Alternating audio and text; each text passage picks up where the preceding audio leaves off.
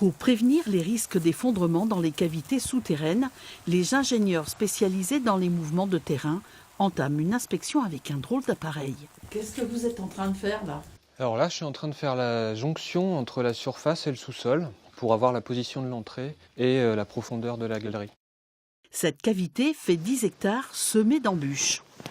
Hop, il y a une marche. Sylvain et Florian auront passé 2 semaines à scruter les moindres détails de faiblesse de cette carrière. Ouais, là on arrive sur une zone un peu effondrée. Hein. T'as vu ça ? Ouais. C'est assez intéressant. Il faudra faire gaffe quand même aux fissures au plafond. Ouais. Quand on passe. C'est un pilier qui initialement soutenait le plafond de la cavité et qui est en train de se fracturer. Là, on voit 2 belles fractures qui donnent un peu une forme de diabolo à ce pilier. Et on a déjà d'ailleurs une partie du pilier qui s'est effondrée avec ce bloc au sol. À terme, on peut avoir un effondrement généralisé d'une zone de la carrière. Ouais. Pour surveiller cavités et grottes, cette nouvelle technologie est utilisée depuis 1 an.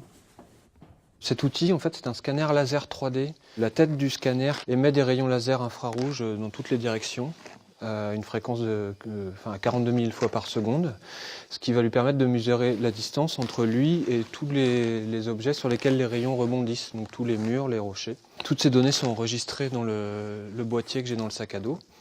Et après, donc, quand on a fini l'acquisition, on décharge toutes les données sur l'ordinateur et on a un algorithme qui va traiter ces données pour reconstituer un modèle 3D de la cavité.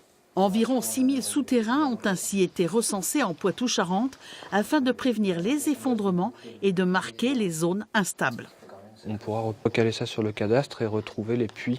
On en voit un ici, on en voit un autre ici. Le BRGM va cartographier carrières et grottes pour établir avec les services de l'État de nouvelles règles de construction en zone sensible.